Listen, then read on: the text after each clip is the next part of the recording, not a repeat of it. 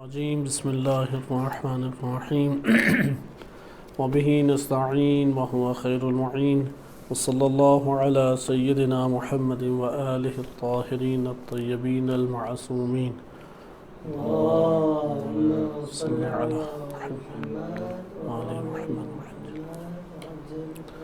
سیاست امام علی علیہ السلام از نہج البلاغہ موضوع آپ کی خدمت میں پیش کیا جا رہا تھا. آج انشاءاللہ اس طولانی سلسلے کے آخری درس کو ہم مطالعہ کریں گے، کیونکہ یہ سلسلہ کافی طولانی ہو گیا اور گنجائش اپنے طور پہ مختلف اس کے اندر نکلتی رہے گی، کیونکہ نہج البلاغہ ایک وسیع و عریض اور ایک دقیق سمندر کی مانند ہے کہ جس میں ہر انسان اپنے ظرف کے مطابق غوطہ زن ہوتا ہے، لیکن اس کی گہرائیاں اس انسان کی توقعات سے بھی بالاتر ہوتی ہیں. امیر المومنین علیہ السلام کا یہ کلام عصمت کے درجے کے اوپر فائز ہے، اور یقیناً جتنی بلند اور جتنی بالاتر و عالی ہستی ہے اس کا کلام بھی اتنا بلند اور اتنا ہی عالی ہوتا ہے. ہم نے در حقیقت سیاست امام علی علیہ السلام اس کا جائزہ نہج البلاغہ میں امام علی علیہ السلام کے عہد حکومت سے لینا شروع کیا تھا، جو تقریباً 4.5 سال کا دور بنتا ہے. آغاز میں ہم نے ان حکمرانوں کا مطالعہ کیا کہ جن کا محاسبہ امام علی علیہ السلام نے فرمایا تھا کہ 10 کے قریب حکمران ہیں، جن میں سے بعض کی تعریف کی ہے یہ 2 سے 3 حکمران ہیں، اور 6 سے 7 حکمرانوں کا امام علی علیہ السلام نے مواخذہ کیا اور بعض کے پر حد بھی جاری ہوئی. اور اسی اثناء میں پھر ریاست علوی میں مختلف طرح کے سیاسی مسائل جو امام علیہ السلام کو درپیش ملکی مسائل تھے ان کا ہم نے مطالعہ شروع کیا، اور پھر اس سے جنگوں میں وارد ہوئے، اور اس کے اختتام پہ پھر دہشت گردی کے سلسلے کو جو ریاست علوی میں معاویہ ابن ابی سفیان کی طرف سے مسلط کی گئی دہشت گردی تھی، اس میں امام علیہ السلام کا موقف اور امام علیہ السلام کی تدبیر اس کا مطالعہ کیا. اختتامی طور پہ پھر ہمارے پاس سیاست علوی سے متعلق بعض مباحث رہ گئے کہ ان مباحث میں ہم جتنا وارد ہوتے چلے جائیں اتنے یہ مباحث کھلتے چلے جائیں گے، لہٰذا یہاں پہ اس سلسلے کا ہم اختتام کرتے ہیں اور انشاءاللہ اگلے ہفتے کسی نئے موضوع کا انتخاب کر کے اس کا سلسلہ شروع کریں گے. ہم نے اپنے ان دروس میں امام علی علیہ السلام کی سیاسی موقف کو کہ ان کی نگاہ میں سیاست کس چیز کا نام ہے، عمیق اور دقیق طور پہ نہج البلاغہ ہی کے خطبات، کلام اور حکمات قصار میں جو مواد علمی وارد ہوا ہے اس سے استدلال کرتے ہوئے آپ کے سامنے امام علی علیہ السلام کا موقف پیش کیا. امیر المومنین علیہ السلام سیاست کو ایک وظیفہ، ایک ذمہ داری قرار دیتے ہیں، اور حکومت کا حصول اسی وظیفے کو انجام دینے کی خاطر ہے، وَإِلَّا امام علی علیہ السلام کی نظر میں یہ حکومت وہ بکری کی چھینک سے جو مواد اس کی ناک سے نکلتا ہے اس سے بھی پستر ہے. یعنی وہ حکومت جس پہ آج ہمارے حکمران مر مٹے ہیں، جو انہوں نے اپنی پوری زندگی کا ہدف اور تمام کی تمام زحمت، محنت اور آخرت داؤ پہ لگا کے جسے حاصل کرنا چاہتے ہیں، امام علی علیہ السلام کی نگاہ میں اس حکومت کی وقت اور حیثیت وہ اتنی سی ہے کہ بکری کی چھینک سے جو ناک اور منہ سے مواد نکلتا ہے امام کی نظر میں وہ اس حکومت سے زیادہ قیمت رکھتا ہے، اگر ذمہ داری کو انجام دینا مقصود نہیں ہے تو. یا اگر ٹڈی جو پتہ کھاتی ہے اور پتہ کھاتے ہوئے نیچے جو ذرات گرتے ہیں وہ ذرات اس حکومت سے زیادہ قیمت رکھتے ہیں، حکومت ان کی نگاہ میں اس سے پستر چیز ہے. یا یہ تشبیہ دی ہے کہ وہ جوتا کہ جس کو مزید نہیں پیوند لگائے جا سکتے، گانٹھا نہیں جا سکتا، اس جوتے کی قیمت حکومت سے زیادہ ہے. یہ نہج البلاغہ میں امام علی علیہ السلام کے فرمودات وارد ہوئے ہیں. ہاں، حکومت ایک صورت میں قیمت رکھتی ہے، ایک صورت میں حیثیت رکھتی ہے. اگر یہ قیمت اور حیثیت نہ ہو تو پھر حکومت حاصل کرنا بیکار ہے. قیمت کب رکھتی ہے حکومت؟ کہ جب اس سے وظیفہ انجام دینا ہے. کون سا وظیفہ، کون سی ذمہ داری؟ بس وظیفہ اور ذمہ داری کو انجام دینے کے لیے امام علی علیہ السلام کی نگاہ میں حکومت کا حصول درست ہے وإلا درست نہیں ہے۔ اچھا، وہ ذمہ داری کس طریقے سے، کیا ذمہ داری ہے، وظیفہ کیا ہے؟ تو ہم یہ پڑھ چکے ہیں کہ امام علی علیہ السلام کی نگاہ میں ذمہ داریوں کے باب میں دو چیزیں آتی ہیں۔ اول چیز یہ ہے کہ مظلوم کو ظالم سے اس کا حق واپس دلایا جائے۔ نمبر دو کہ اللہ سبحانہ و تعالیٰ کے دین کو قائم کیا جائے۔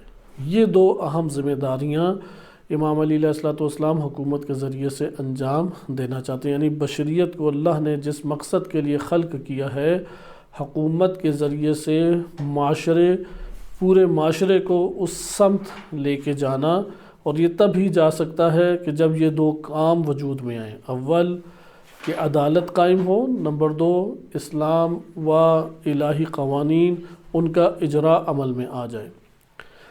لہذا یہ ذمہ داری حکومت کے بغیر انجام نہیں پا سکتی۔ اس کے بعد ہم وارد ہوئے کہ وحدت کے بارے میں امام کا کیا نظریہ ہے۔ ہم نے نہج البلاغہ کے ضمن میں امام علی علیہ السلام کا وحدت کے حوالے سے موقف مطالعہ کیا۔ اسی طریقے سے عدالت کے بارے میں امام علی علیہ السلام کا کیا نظریہ ہے۔ آیا حکومت اپنے مفاد کے لیے ہے کہ جیسے امام علی علیہ السلام حکومت میں آئے تو سب سے پہلے باغ فتح خود لے لیتے، جسے باغ کہا جاتا ہے، اگرچہ باغ نہیں تھا، چند باغوں کا ایک مجموعہ تھا، ایک بستی سی چھوٹی سی تھی۔ تو یہ جو فدق نامی جگہ ہے، امام علی علیہ السلام نے اپنے مفادات کے ذریعے سے اس کو فوراً حاصل نہیں کیا، بلکہ وظائف الہی کو اپنی تمام ذاتی اور رشتہ داروں سے جو تعلق اور دوست احباب سے جو تعلق تھا اس کے اوپر بالاتر قرار دیا۔ لہذا امام نے کسی کو بھی اپنی جان پہچان یا اپنی پارٹی میں ہونے کی وجہ سے حکومت نہیں دی۔ امام علیہ السلام نے اپنی برادری کا ایک احساس کرتے ہوئے اور برادری پن کی وجہ سے کسی کو حکومت نہیں دی۔ امام علیہ السلام کے تمام حکومتی اعمال و حکومتی جتنے بھی اقدامات تھے، ان سب کی واحد وجہ وہ عدالت اجتماعی کا قیام ہے، وہ اللہ سبحانہ وتعالیٰ کی رضامندی ہے، وہ سنت رسول صلی اللہ علیہ وآلہ وسلم کا قیام ہے۔ اب اس راہ میں پھر ہم نے اگلے درسوں میں مطالعہ کیا کہ کیا کیا مشکلات امام کو پیش آئیں، چونکہ جو بھی عدالت اجتماعی کا تقاضا کرے گا اور جو بھی عدالت کو نافذ کرنے کی معاشرے میں کوشش کرے گا، اس کو وہی مسائل پیش آئیں گے جو امیر المومنین علیہ السلام کو پیش آئے۔ حتیٰ کہ ہمارے پاس اس کا ایک بہترین نمونہ انقلاب اسلامی ایران کے نتیجے میں حکومت اسلامی کا قیام ہے سرزمین ایران کے اوپر۔ یہاں پہ وہی مسائل پیش آئے کہ جو امام علی علیہ السلام کو درپیش تھے، کیونکہ امام علیہ السلام ایک سفر امت کر چکی ہے، حلقہ بگوش اسلام پوری امت ہو چکی ہے، اور امت میں قرآن نازل ہوا، قرآن کو پڑھتے تھے، قرآن کو قرات کرتے تھے، سنت رسول صلی اللہ علیہ وسلم ایک بڑی حد تک لوگوں کے ذہنوں میں کسی نہ کسی صورت میں موجود تھی۔ لیکن یہی امت کے جو بڑے بڑے افراد ہیں، عدالت اجتماعی کی جب بات آئی اور عدالت کے تقاضوں کے تحت منصب دینا، عدالت کے تقاضوں کے تحت حدود الہیہ کو جاری کرنا، مجرم کو سزا دینا، لوگوں میں مال کی تقسیم کرنا، جب یہ نوبت آئی تو قریبی سے قریبی فرد بھی امام علی علیہ السلام کا دشمن نکلا۔ بنی ہاشم والے ان سے ٹوٹنا شروع ہو گئے، بنی ہاشم کے افراد معاویہ بن ابی سفیان سے ملنا شروع ہو گئے۔ وہ حکام جنہیں خود امام نے حکمرانی کے لیے انتخاب کر کے علاقوں کے اوپر حکومت دی تھی اور منصب دیا تھا، ان کے جب کرپشن پکڑی گئی اور امام علیہ السلام نے سرزنش کی یا ان کے اوپر واقعی حد جاری کرنے کا ارادہ کیا، وہ امام کے دشمن ہو گئے، ساتھ چھوڑ کے فرار کر کے معاویہ بن ابی سفیان کے ساتھ ملنا شروع ہو گئے۔ لشکر والوں نے امام علیہ السلام کا ساتھ دینا آہستہ آہستہ چھوڑنا شروع کر دیا۔ یعنی وہی جو شیعہ کہلاتے تھے، وہی جو انصار کہلاتے تھے، وہی جو محبت اور اپنی گردن اڑانے کے دعوے کرتے تھے، عدالت اجتماعی کے نتیجے میں یہ جب ہدف امام نے انجام دینا شروع کیا، یہی برسر پیکار ہو کے جنگ کے لیے آمادہ ہو گئے۔ لہٰذا امام علی علیہ السلام نے 3 جو جنگیں لڑیں، ان تینوں جنگوں میں ایک فرد بھی ایسا نہیں ہے کہ جو نامور شخصیت نہ ہو۔ انہی نامور اور با اثر امت اسلامیہ کی شخصیات نے امام علی علیہ السلام کے خلاف جنگیں کھڑی کر دی۔ ام المومنین حضرت عائشہ، ان کا مقام امت کے درمیان واضح طور پہ بلند مقام امہات المومنین ہونے کی وجہ سے تھا، اور اسی طریقے سے جناب طلحہ و جناب زبیر بن عوام وہ امت کے درمیان ایک شخصیت کی حیثیت رکھتے تھے، پر اثر شخصیات تھیں یہ۔ انہوں نے ہی پوری ایک جنگ امام علی علیہ السلام کے خلاف کھڑی کر دی۔ وجہ پیچھے کیا تھی؟ جناب طلحہ و جناب زبیر کو امام علی علیہ السلام نے مشاور بننے کی حد تک قبول کیا، منصب دینے کے لیے آمادہ نہیں ہوئے۔ اسی طریقے سے جنگ صفین معاویہ بن ابی سفیان کہ امام علیہ السلام کا شدید تقاضا یہ تھا کہ اول بیعت میں آؤ اور حکومت تمہارے لیے سازگار نہیں ہے، اس سے کنارہ کش ہو جاؤ، اور جتنے بھی افراد حریص تھے اقتدار کے وہ آہستہ آہستہ معاویہ بن ابی سفیان کے جتے میں اکٹھے ہو گئے۔ جنگ نہروان کی جب نوبت آئی وہ بھی انہی شبہات کے نتیجے میں نوبت آئی، لہٰذا آپ نے ملاحظہ کیا کہ یہ مسائل تھے۔ پھر دہشت گردیاں جنہوں نے کھڑی کیں، ان دہشت گردیوں کی بنیادی وجہ کیا تھی؟ اصل بنیادی وجہ امام علی علیہ السلام کی حکومت کو ناامن کرنا تھا۔ کیوں ناامن کرنا چاہتے ہیں؟ کیونکہ یہ عدالت کا جب قیام ہوتا ہے اور اس کے نتیجے میں جب ظلم کا خاتمہ ہوتا ہے تو ظالم چیختا ہے، ظالم بلبلاتا ہے، وہ فرار کرتا ہے، وہ محاذ کھڑا کرتا ہے۔ لہذا آج کے دور میں بھی ایسا ہی ہے کہ وہ دین جو معاشرے کے اندر عادلانہ حکومت کا خواہاں ہے، اگر اس دین کی آپ ترویج کریں تو ظالمین آپ کے سخت ترین مخالف بن کے ابھر آئیں گے۔ وہی سلوک جو کربلا میں مظلومین کربلا و خانواد اہل بیت علیہم السلام کے ساتھ انجام پایا یزیدیوں کی طرف سے، چونکہ حکومت اور سیاست کے عمل میں امام حسین علیہ السلام نے واضح ایک موقف اختیار کیا کہ طواغیت قبول نہیں ہے کسی بھی صورت میں، کسی بھی صورت میں طاغوتی حکومت، یزید جیسے فاسق کی حکومت کسی بھی صورت میں قبول نہیں ہے۔ جب یہ موقف اختیار کیا تو خواتین، بچوں، بوڑھوں سب کو ہی انہوں نے بے دردی کے ساتھ شہید کیا۔ یہی صورتحال آج بھی ہے کہ ہر اس جگہ کے اوپر عالمی سطح پہ استعمار وہ متحرک ہو جاتا ہے جب عدالت عالمی سطح پہ عدالت کی بات کی جائے، ملکی سطح پہ عدالت کی بات کی جائے۔ ظالمین آپس میں اتحاد قائم کر کے اس آواز کو دبانا چاہتے ہیں، بے شک وہ چند افراد کے درمیان اٹھی ہوئی آواز کیوں نہ ہو، اس کو بھی وہ برملا نہیں کرنا چاہتے اور اس کو بھی وہ شدت سے دبانا چاہتے ہیں۔ لہٰذا آپ نے ملاحظہ کیا کہ عدالت اجتماعی کا جو مرحلہ ہے وہ آسان مرحلہ نہیں ہے۔ دین الہی وہ حکومت کی صورت میں جب تک معاشرے کے اندر قائم نہ ہو، معاشرے کی اصلاح کامل طور پہ نہیں ہو سکتی۔ ایک دو افراد کی تبلیغ سے، چند مدارس اور چند مساجد یا امام بارگاہوں کے قیام سے معاشرے کی اصلاح نہیں ہوتی۔ یہ دین کو بچانے کے لیے اور اپنے دینی وظائف کو انجام دینے کے لیے ضعیف سے ضعیف ایک تحرک ہے، اس سے نیچے تو آ نہیں سکتے ہم، لیکن اس کے نتیجے میں معاشرے کے اندر تبدیلی پیدا نہیں ہوتی۔ معاشرے کے اندر تبدیلی پیدا ہونے کے لیے طریقہ کار جو انتخاب اللہ تعالیٰ نے کیا ہے وہ ہے امامت۔ امامت کا اول قائل ہوا جائے۔ امامت سے مراد یہ ہے کہ اللہ تعالیٰ نے جن کو حق کے حکمرانی دیا ہے یا وہ ضابطہ جس کے تحت حق حکمرانی حاصل ہوتا ہے، اس کے اوپر اترنے والی شخصیات آ کے معاشرے کے اندر حکومت جیسی طاقت اور قوت کو ہاتھ میں لیں، کیونکہ دنیا کے اندر مادی قوت اور طاقت کے اعتبار سے حکومت سے بڑھ کر طاقت ایجاد ہی نہیں ہے۔ انسانوں کے درمیان سب سے بڑی طاقت اور قوت کون سی ہے؟ وہ ہے حکومت، اور حکومت اصل میں ہوتی ہے اصل حاکم کے ہاتھ میں۔ لہذا حاکم اس قدر وسیع اور اس قدر بھرپور قوت کا استعمال کن امور میں کرتا ہے؟ یہ بہت مہم چیز ہے۔ امام علی علیہ الصلوۃ والسلام اس بات کے قائل تھے کہ اس بھرپور قوت اور طاقت کا استعمال عدالت کے قیام کے لیے ہونا چاہیے، اور عدالت جب آئے گی ظلم و ستم وہاں سے فرار کر جائے گا، ختم ہو جائے گا۔ اگر ظلم و ستم ختم نہیں ہوتا اور عدالت قائم نہیں ہوتی تو یہاں پہ حکومت کا ہدف اور مقصد ہی نہیں حاصل ہوا۔ لہذا امام علیہ الصلوۃ والسلام نے آتے ساتھ یہی موقف اختیار کیا، اور حکومت جب بیعت ہو رہی تھی تو تب بھی یہی امام نے فرمایا کہ کسی اور کے ہاتھ میں جا کے بیعت کر لو، مجھے اس سے تم کنارہ کش ہی رکھو، کیونکہ تم لوگ برداشت نہیں کر سکو گے۔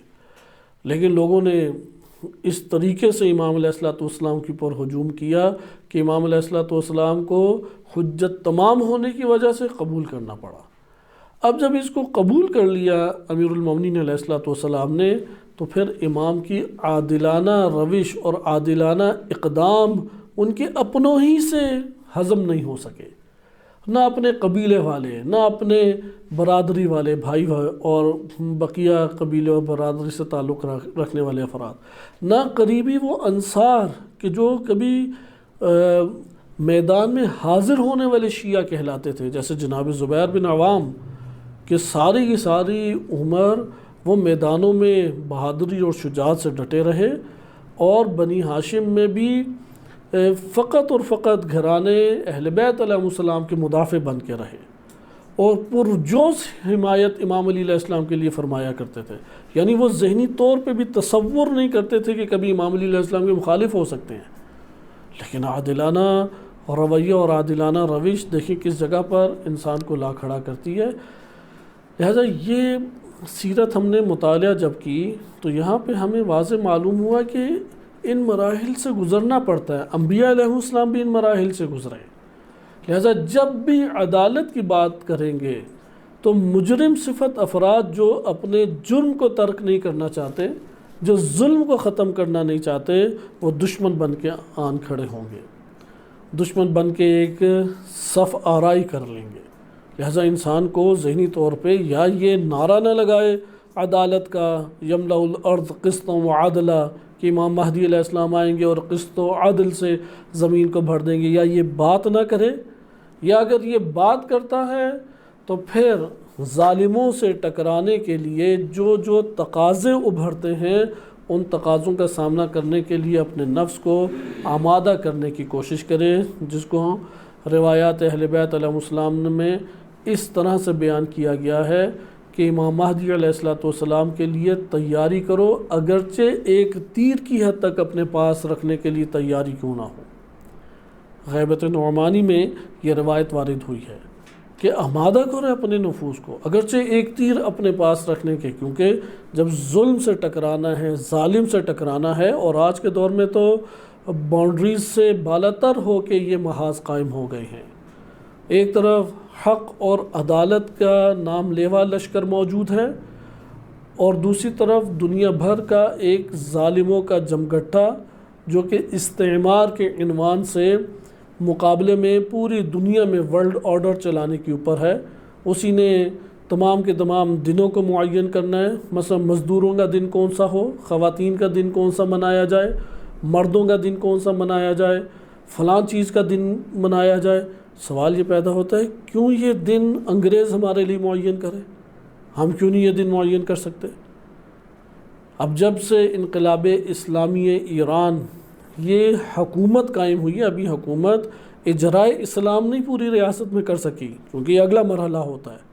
ابھی حکومت ہے اور کوشش کر رہی ہے کہ عدالت کو قائم کر سکے اور اجرائے قوانین کر سکے، ابھی کوشش میں ہے۔ پوری دنیا دشمن بن کے اس کے خلاف کھڑی ہو چکی ہے۔ پورے کے پورے ایشیا کے خطے میں انقلاب اسلامی سے پہلے امریکہ کا سب سے بڑا دوست یہی ایران تھا، اور جب حکومت اسلامی یہاں پر آئی، امریکہ کو کوئی اس سے اس طرح کا خطرہ نہیں ہے کہ کوئی بارڈر ساتھ لگتا ہو، کہ کوئی فوجیں داخل ہونے کا اندیشہ ہو، دہشت گردی کا کوئی اندیشہ ہو، امریکہ کی تجارت پہ کوئی اثر پڑ رہا ہو، کچھ بھی نہیں امریکہ کو اثر پڑ رہا۔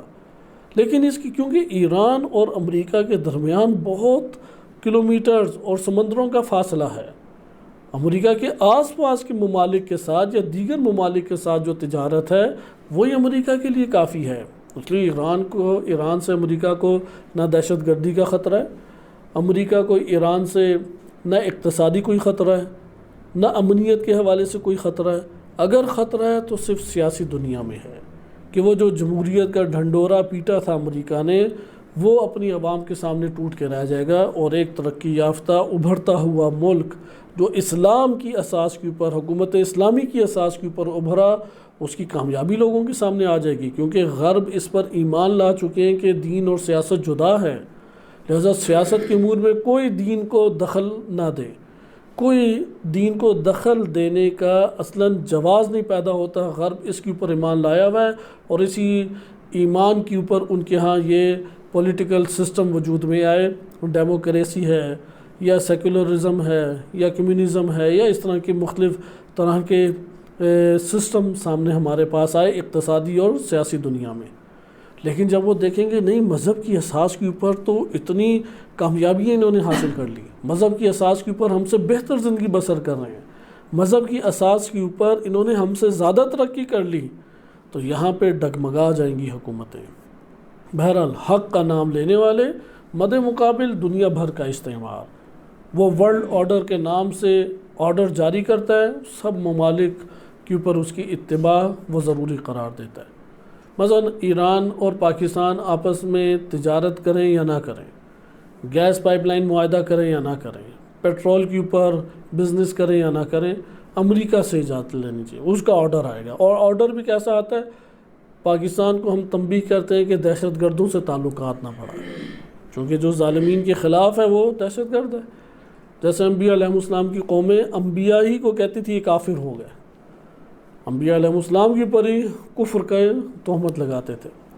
لہذا آپ نے یہ ملاحظہ کیا کہ یہ تشیع کی خوبی ہر دور میں رہی ہے، امتیاز ہر دور میں رہا ہے کہ ہر دور میں جو حق صدا ہے وہ پوری جرت کے ساتھ تشیع نے بلند کی ہے، اور تمام سختیاں جھیلنے کے لیے اپنے آپ کو آمادہ کر کے معاشرے کے اندر انہوں نے تحرک کیا ہے، آگے قدم بڑھائے ہیں۔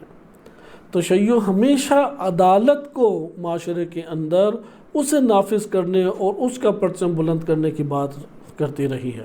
یہی وجہ کہ آج کے دور میں بھی حقیقی معنی میں اگر ظالمین کے ساتھ کوئی ٹکرا رہا ہے مکتب اور مسلک، تو فقط مکتب تشیع ہے جو تفکر تشیع حقیقی معنی میں رکھتے ہیں، وہ پوری کی پوری دنیا کے استعمار سے اس ٹائم ٹکرائے ہوئے ہیں۔ لہذا یہاں یہ ہمیں سیرت امیر المومنین علیہ السلام سے درس ملتا ہے کہ اگر بات کرنی ہے تو عدالت کی بات کریں، ظلم کے خاتمے کی بات کریں۔ ظلم اور عدالت کبھی بھی جم نہیں ہو سکتی، دو میں سے ایک رہے گا۔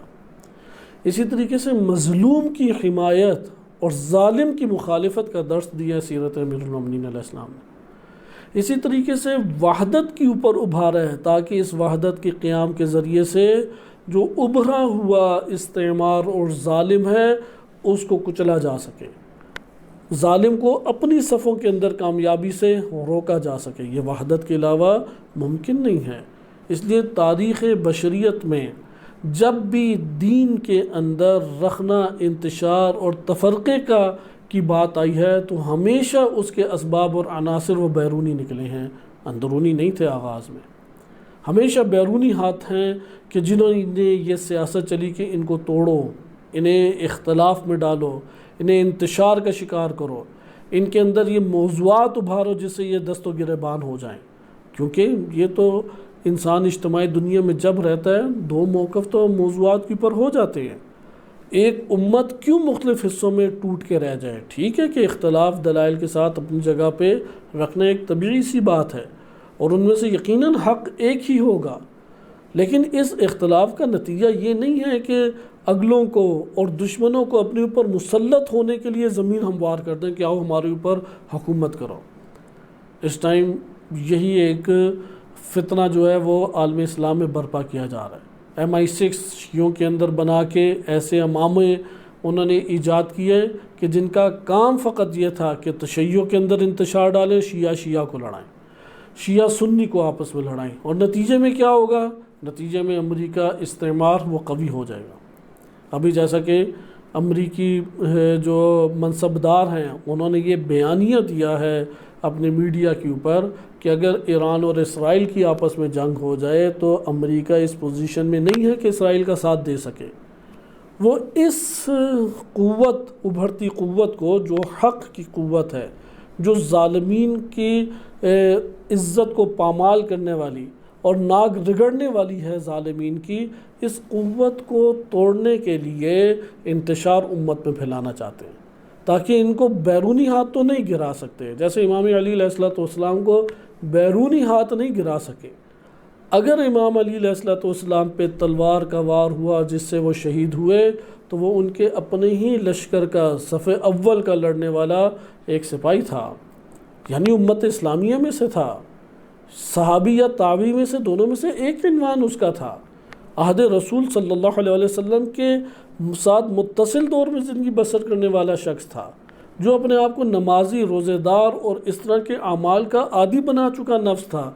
اس نفس نے آگے بڑھ کے شقاوت والا یہ عمل انجام دیا، چونکہ بیرونی طور پہ دشمن ناکام ہو گیا کہ تلوار اور طاقت کے ذریعے سے مسلمانوں کے اوپر مسلط ہوا جا سکے۔ کہیں پہ بھی ایسا آپ کو تاریخ نہیں ملے گی۔ جہاں پر بھی مسلمانوں کے اوپر مسلط ہوا ہے بیرونی دشمن تو وہ اس وقت ہوا ہے کہ جب اندر مسلمانوں کو اس نے اختلاف، انتشار، تفرقے میں ڈال کے، تنازع اور جھگڑے میں ڈال کے ان کی قوت کو اندر سے کھوکھلا کر دیا۔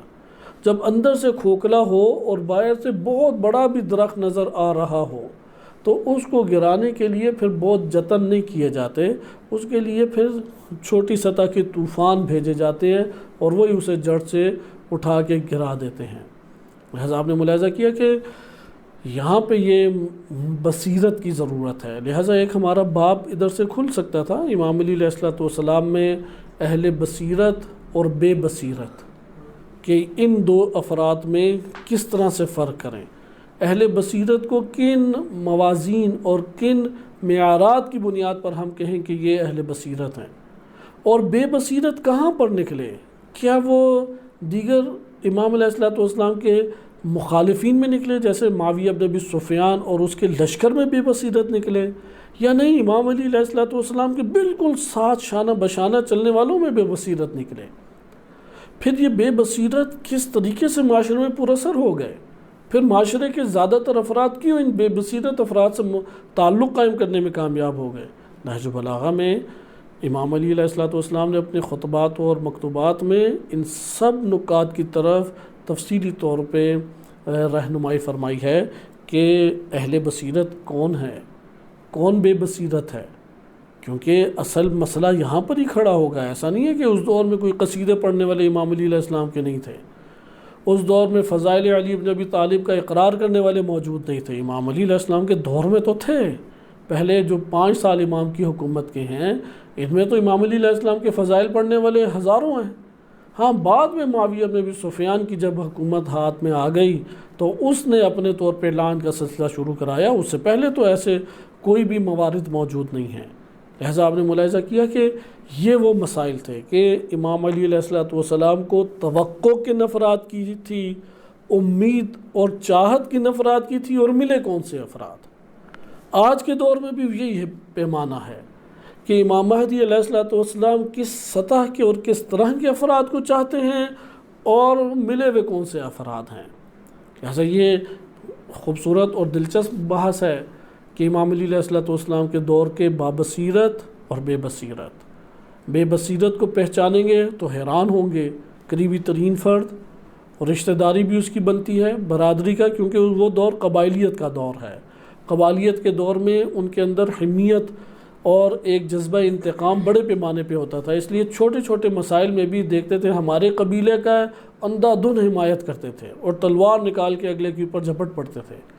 یہ قبائلیت بھی جواب دے گئی جب یہ والا مرحلہ آیا۔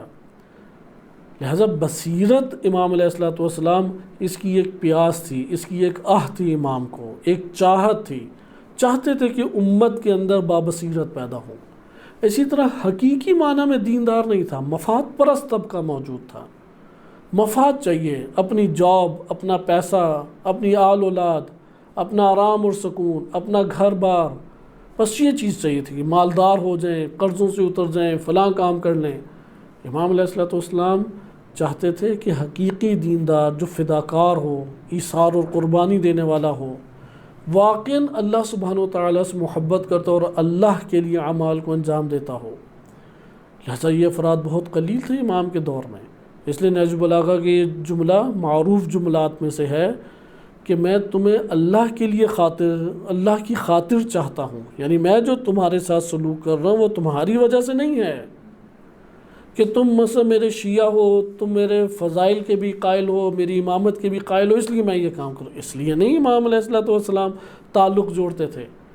امام فرماتے ہیں میں اللہ کی خاطر چاہتا ہوں تم لوگوں کو، اللہ کی خاطر تم لوگوں کے ساتھ رویہ اختیار کر رہا ہوں، اللہ نے میرے اوپر یہ ذمہ داری رکھی ہے، اس ذمہ داری کو میں انجام دے رہا ہوں، لیکن تم لوگ مجھ سے مفاد کا تعلق رکھتے ہو، تم میرے پاس آتے ہو، چاپلوسی کرتے ہو، مدح و ستائش کرتے ہو، جو کام بھی کرتے ہو اپنا مفاد لینے کے لیے کرتے ہو، میرے ساتھ اگر جنگوں میں بھی حصہ لے رہے ہو مفاد لینا چاہتے ہو۔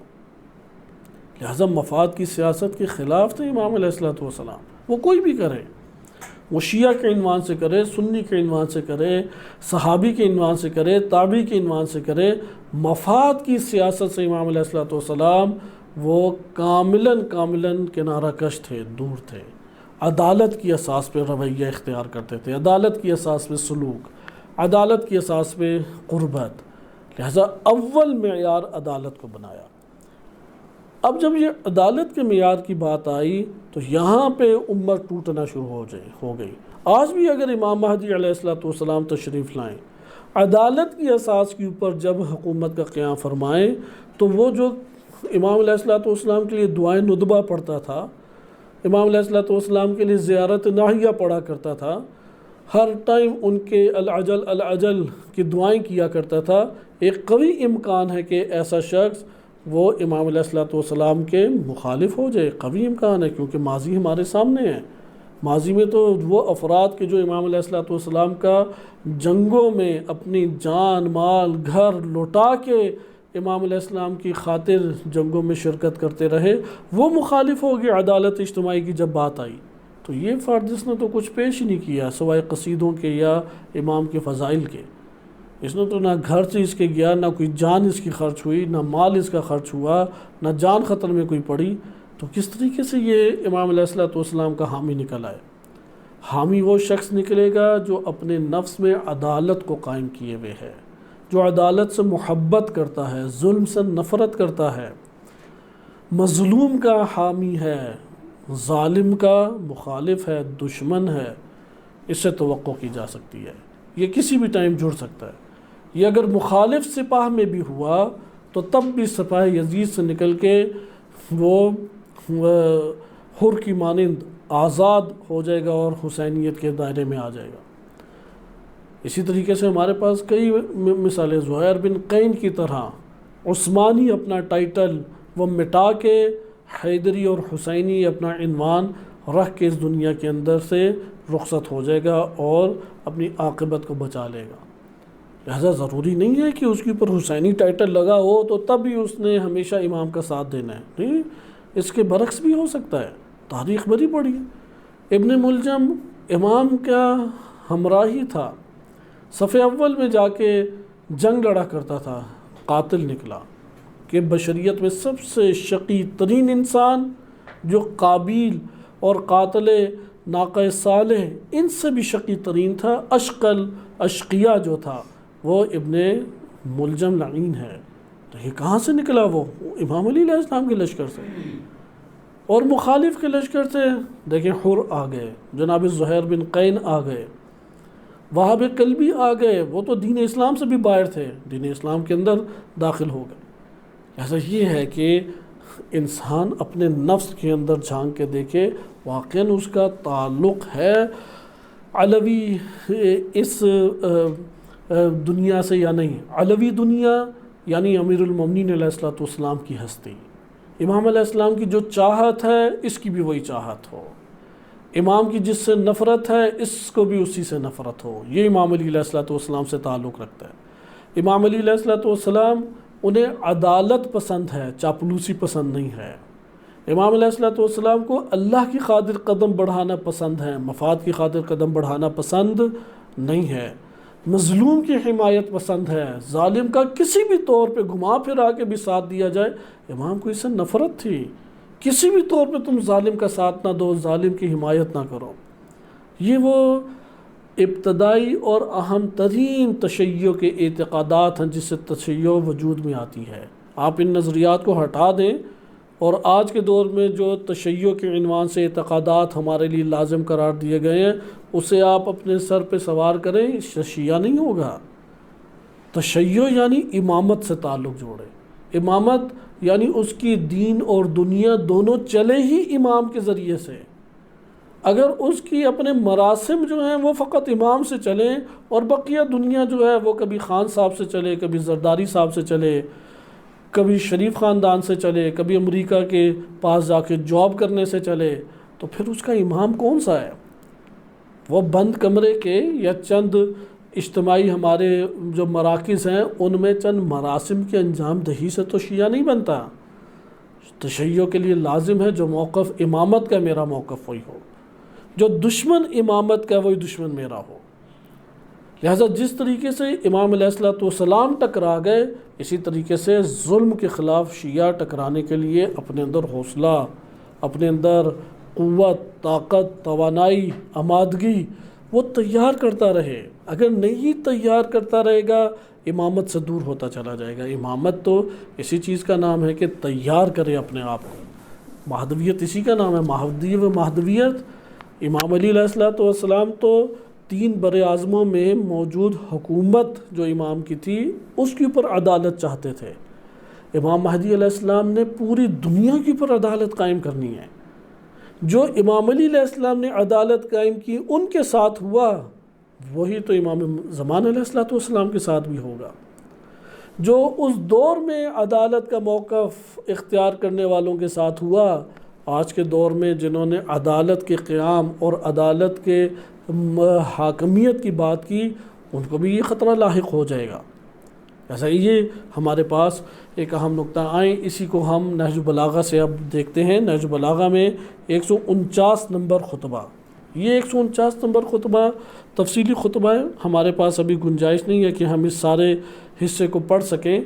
یہ فتنوں کے بارے میں ہے، آئندہ زمانے والا۔ امام علیہ الصلوۃ والسلام کے دور میں بھی وہ سارے فتنے نہیں تھے، امام نے بتایا کہ آئندہ تم لوگ شکار ہونے والے ہو، یعنی امام علی علیہ الصلوۃ والسلام کے دور کے افراد کے لیے یہ خطبہ نہیں تھا۔ یہ خطبہ آغاز ادھر سے ہے لیکن اس کے نتائج آگے کی امت دیکھے گی۔ اور آپ یہ خطبہ نمبر 149 مفتی جعفر حسین اعلی اللہ مقامہ ان کے ترجمے کے ساتھ پڑھیں تو آپ پہلی نظر میں ہی یہ تصدیق کریں گے کہ آج کا دور وہی دور ہے جس کی نشاندہی امام علی علیہ السلام نے کی تھی۔ جو کچھ اس خطبے میں موجود ہے وہ سب کا سب آج کے دور میں برملا طور پر موجود ہے۔ اس دور میں بھی امام نے فرمایا کہ آئے گا دور وہ قرآن کو پڑھیں گے، حافظ ہوں گے قرآن کی، قرآن پہ چلنے والے نہیں ہوں گے۔ آج ہم نے بھی اتنا ہی قرار دیا، اہل بیت علیہ السلام کا اقرار کرو بس شیعہ ہو جاؤ گے، قرآن کو مان لو بس اتنا کافی ہے، تقدس اور اس کے تعظیم کرتے رہو، کھول کے پڑھنا نہیں ہے، غور نہیں کرنا، قرآن تمہیں کہاں سمجھ آنا ہے، سمجھ تو تم سکتے ہی نہیں ہو، اہل بیت علیہ السلام کی طرح تھوڑی تم زندگی بسر کر سکتے ہو۔ دونوں کو جب آپ زندگی میں لا ہی نہیں سکتے تو مجھے بتائیں کہ یہ کیسی تشیع ہے، یہ کیسا اسلام ہے؟ نہ قرآن کو عملی کر سکتے ہیں، نہ اہل بیت علیہ السلام کی حیات مبارکہ وہ ہمارے لیے اسوہ بن سکتی ہیں۔ ہم کہ نہیں وہ تو اہل بیت تھے، وہ تو کر سکتے تھے، ہم تھوڑی کر سکتے ہیں۔ ہاں ٹھیک ہے کہ ان کی جو عمل کی بلندی تھی وہ اللہ تعالیٰ نے اور کسی کے لیے قرار نہیں دی، وہ اس کے اعلیٰ ترین منصب کی پر فائز ہیں، لیکن اس میں اطاعت تو ہمارا وظیفہ ہے، اس کی صورت اور شکل تو ہم نے اختیار کرنی ہے۔ مثلا جو امام علی علیہ السلام نماز پڑھتے تھے ہم ویسی کہاں نماز پڑھ سکتے ہیں، یہ بات درست ہے، لیکن ہم نے شکل و صورت نماز کی کہاں سے لینی ہے؟ ہم نے شکل و صورت نماز کی امیر المومنین علیہ السلام سے لینی ہے، ان کا جیسا رکوع، ان جیسا سجود جو وہ نماز میں پڑھتے تھے وہی ہم نے، اطاعت تو ہم نے کرنی ہے۔ ہاں ٹھیک ہے، جو اخلاص کا روزہ، اخلاص کے ساتھ روزہ امیر المومنین و نبی صلی اللہ علیہ وسلم رکھتے تھے، ہم میں سے کون رکھ سکتا ہے؟ ٹھیک ہے یہ بات، لیکن روزے میں اطاعت تو ہم نے کرنی ہے۔ ہم نے اس بہانے سے شیطان کی پیروی کا دروازہ تو نہیں کھول دینا۔ لہذا عملی زندگی اگر اختیار نہیں ہوتی تو کوئی تعلق ہمارا نہیں جڑتا۔ لفظوں کا تعلق وہ ہوائی ایک تعلق ہوتا ہے، وہ دنیا کی آبادکاری کے لیے اللہ تعالیٰ نے اس کی ایک حیثیت رکھی ہے۔ حقیقی تعلق قلب کا تعلق ہے، حقیقی تعلق عمل کا تعلق ہے۔ لہذا آئیں اس کو میں تیزی سے اس خطبے کو آپ کے سامنے پڑھ دیتا ہوں، اور اس کے بعد ہم ایک دو واقعات کی طرف منتقل ہوتے ہیں اور دیکھتے ہیں کہ امام علیہ السلام نے کن افراد کے ساتھ سلوک کیا، کیسا سلوک کیا۔ کیونکہ آج کے دور میں ہم یہ ایک خیالات اپنے بنائے ہوئے ہیں کہ ٹھیک ہے گناہوں والی ساری زندگی بسر کی، یعنی عملی زندگی میں معاویہ ابن ابی سفیان کے مطابق چلے، عملی زندگی میں مجرمانہ زندگی بسر کی، ہر برا کام اٹھا کے ہم نے کیا، گالم گلوچ، لوگوں کو تنگ کرنا، غصبی مال کھانا، حرام سے پیٹ بھرنا، بد نظری کرنا، جنسی جرائم میں مبتلا ہونا، سارے کے سارے گناہ ہم نے انجام دیے۔ لیکن محبت ہے امام علی علیہ السلام سے تو بس اب تو میں جنت سے جسیدہ جنت میں، جہنم کی آگ بھی نہیں مجھے چھوئے گی۔ یعنی امام علی علیہ السلام آج کے دور میں آ جائیں، ایک طرف ایک باصلاحیت بندہ کہ جس کو امام ایک منصب اور عہدہ دے سکتے ہیں وہ کھڑا ہے، اور ایک دفعہ مجھ جیسا بہترین محبت کرنے والا کھڑا ہے۔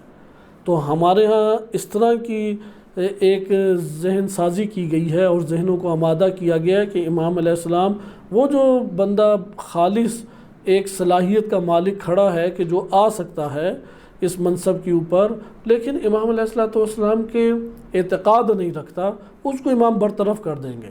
لیکن یہ جس کی شخصیت تمام جرائم سے بھری ہوئی ہے لیکن ایک محبت کا نور موجود ہے، صرف اس نور محبت کی بنیاد پہ اس مجرم کو یہ عہدہ اور منصب دے دیں گے، ایسا گمان بھی نہیں ہمیں کرنا چاہیے۔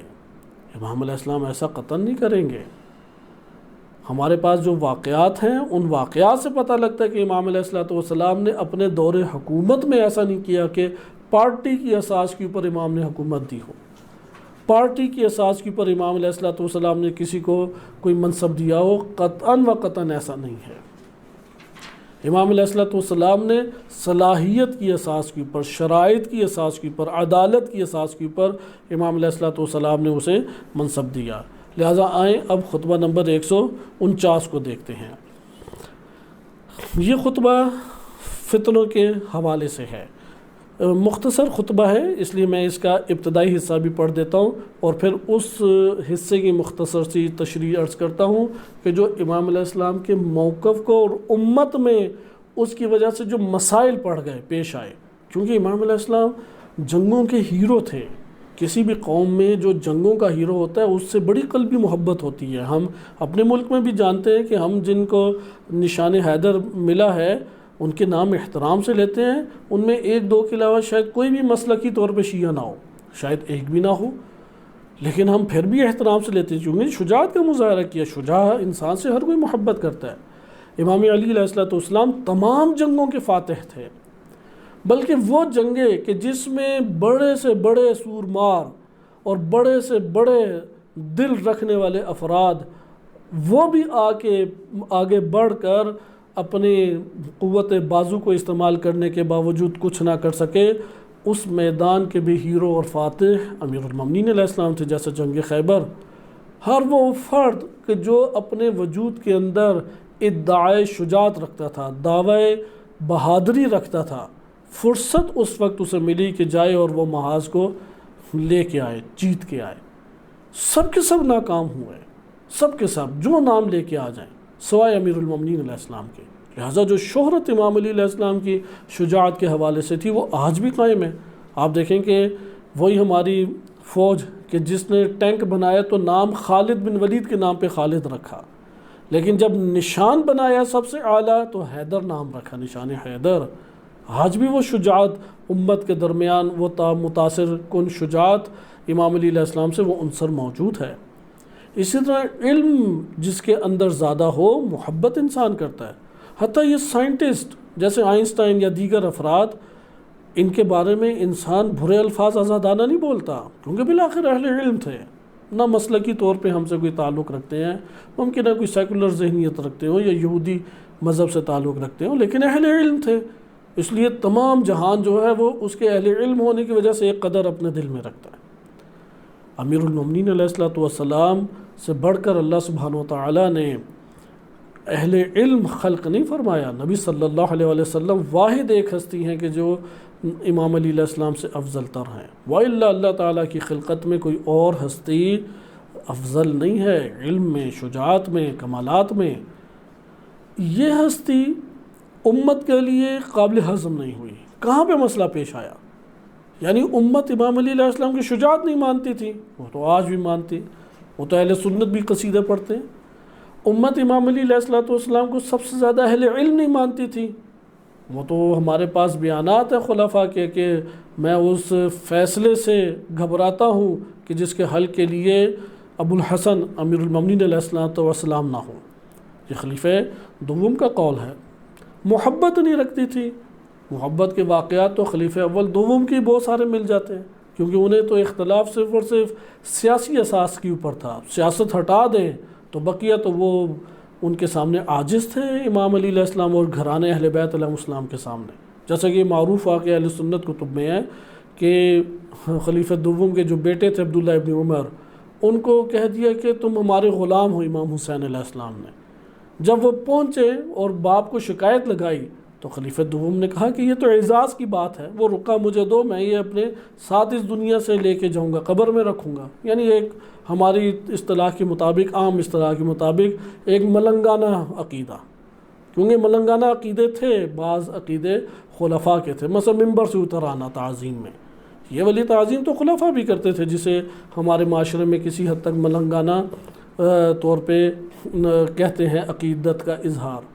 لہٰذا انہیں ان عقیدت کے اظہار سے کوئی پریشانی نہیں ہوتی تھی۔ کہاں پریشانی انہیں لاحق ہوئی، یہ مہم ہے۔ یعنی شجاعت کے فضائل پڑھنے میں نہ خلیفہ اول کو مشکل ہے، نہ خلیفہ دوم کو، نہ خلیفہ سوم کو، نہ امت کے کسی اور فرد کو۔ معاویہ بن ابی سفیان سے بھی پوچھو، سب سے بڑھ کر شجاعت کے فضائل امام علی علیہ السلام کے بیان کرے گا، اور وہ کتابوں میں موجود بھی ہیں۔ عبادت میں کون آگے ہے؟ پوری امت متفق طور پہ کہتے تھی امام علی علیہ السلام۔ علم میں کون آگے ہے؟ امت متفق ہے امیر المومنین علیہ السلام۔ امت کو تو ان چیزوں میں اختلاف نہیں تھا۔ مشکل کہاں پر پیش آئی؟ مشکل امیر المومنین علیہ السلام کو بعنوان حاکم و حکمران اور اس حکمران کی عدالت کا قیام، یہاں پر مشکل پیش آئی۔ وہ کہتے تھے کہ ہم تو آپ کی خاطر جان لوٹاتے رہے ہیں، ہم آپ کے گھرانے کی حفاظت کرتے رہے ہیں، ہمیں بھی نہیں منصب ملے گا، جبکہ شہرت بھی ہے، صحابی ہونے کے اعتبار سے شہرت ہے، پر اثر شخصیت ہے معاشرے کے اندر، نامور شخصیت ہے۔ امام علیہ السلام فرمایا جناب زبیر بن عوام کو نہیں، حکومت نہیں ملے گی۔ اسی طرح طلحہ نامور شخصیت تھی مسلمانوں میں، پر اثر شخصیت تھی۔ نبی صلی اللہ علیہ وسلم کا دفاع کرتے ہوئے بدر یا احد میں کسی ایک جنگ میں ہاتھ جو ہے ان کا وہ ناکارہ ہو گیا، یعنی کسی حد تک خدمات موجود ہے، ماضی میں جنگوں میں حصہ لینا موجود ہے، لیکن جب حکمران کی بات آئی کہ امام علی علیہ السلام کو مان لو اپنا امیر، مان لو اپنا مولا، حاکم مان لو، حکمران مان لو، اور جو فیصلہ کرے اس کے سامنے اطاعت کرو، سر جھکا لو، یہاں پہ مسئلہ پیش آ گیا۔ لہذا فضائل پڑھنے سے آج بھی ہم جو فضائل مکتب تشیع میں پڑھتے ہیں، آپ اہل سنت میں حد اقل ان کی صوفیہ کی کتابوں کو دیکھیں، اس میں وہ فضائل موجود ہیں۔ مشکل تو صرف فضائل کی دنیا نہیں تھی، اٹھنا ہے۔